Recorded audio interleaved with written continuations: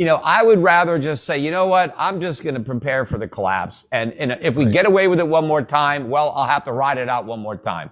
So if there is a huge recession, if the US dollar goes down during that recession, I agree with you. If the US dollar goes up during a big US recession, that's probably going to be very problematic for the rest of the world.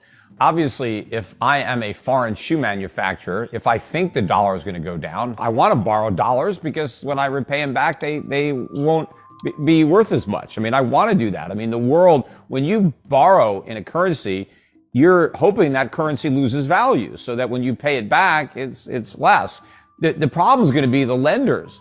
See, right now, people want to loan US dollars because they have confidence in the dollar. Well, what happens when they lose that confidence? It's going to be the lenders that don't want to make dollar loans. People are always going to want to borrow in a currency they think is going to go down. They're just not going to want to lend in it.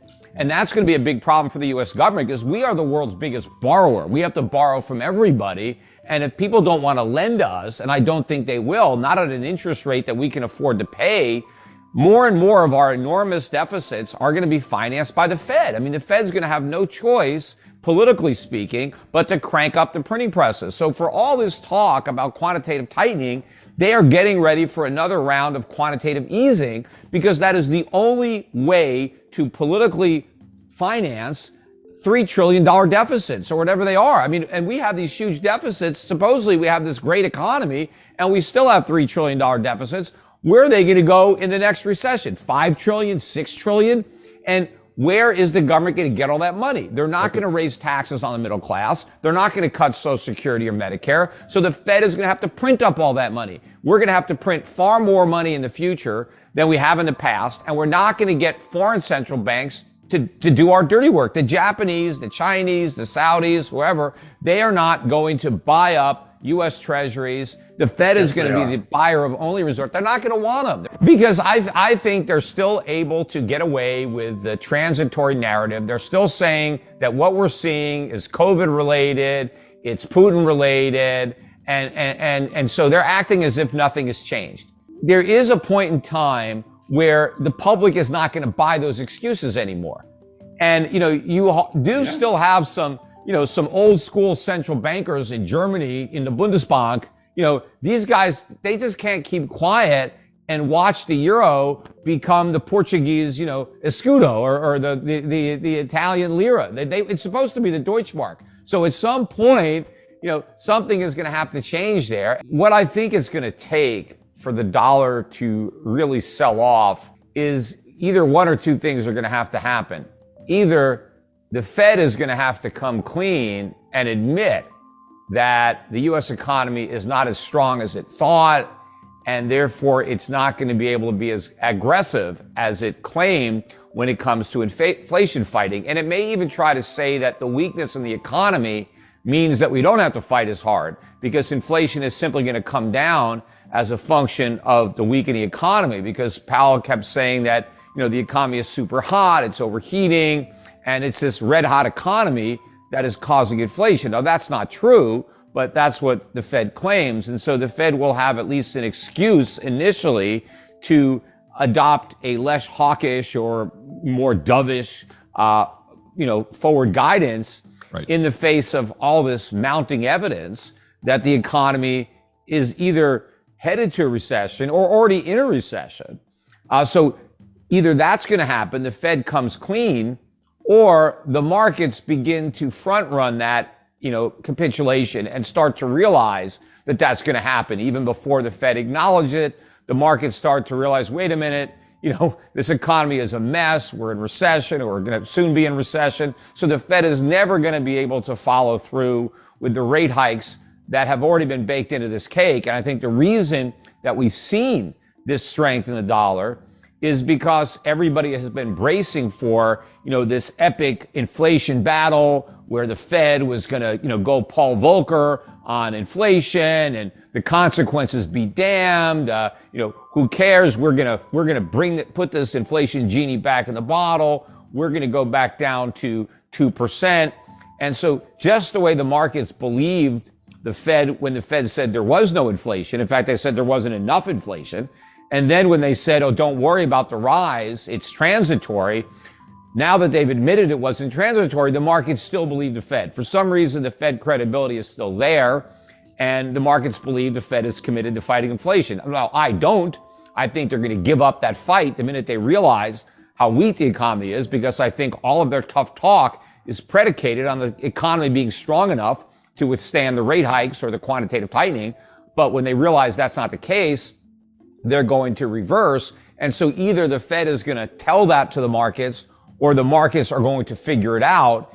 And that's when the dollar really starts to fall. But what I think is the nail in the dollar's coffin is when the Fed turns its attention to the economy and starts to stimulate the economy, even though inflation has not returned to 2%. And in fact, I believe that the next recession will be a catalyst for an acceleration of inflation as the Fed prints more money to try to prop up the economy. And we're going to get the economy falling at the same time inflation is rising. And that means unemployment is also going to be picking up dramatically. You know, the Powell was talking about how he had this great labor market, the greatest he's ever seen. That's a great contrarian indicator that the labor market is about to fall out of bed and we're about to see a big problem. So I think the same thing with the Fed. They think this labor market is so strong, it's an accident waiting to happen.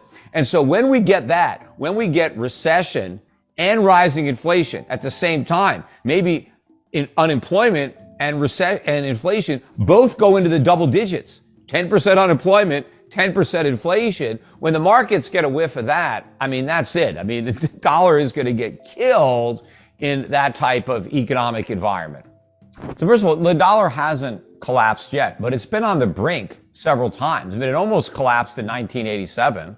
It almost collapsed in 2008. So it's been, near death, and then it's, revived. And so the question is, the next time the dollar falls the way it did in 87 or 2008, what if it keeps falling? What if there isn't a miracle to save it?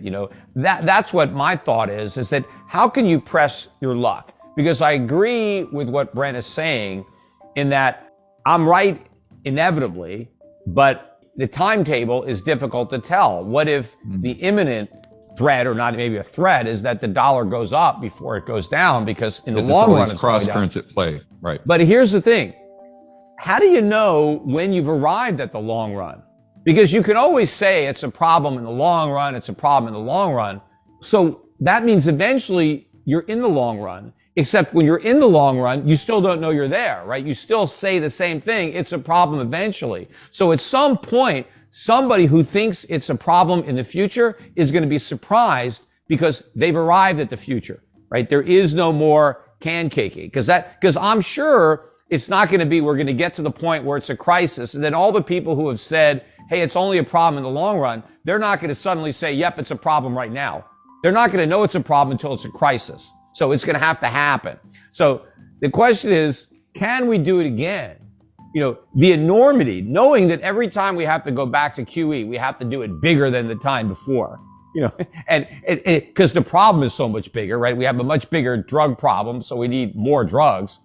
Can the U.S. get away with it yet again, given how big the numbers already are, how large the deficits are, how large the Fed's balance sheet is, how screwed up the economy is? Can we up the ante again and expect the rest of the world, given all the problems that the rest of the world has, to finance it again, to step up to the plate and loan the U.S. enough money to let us get away with it one more time?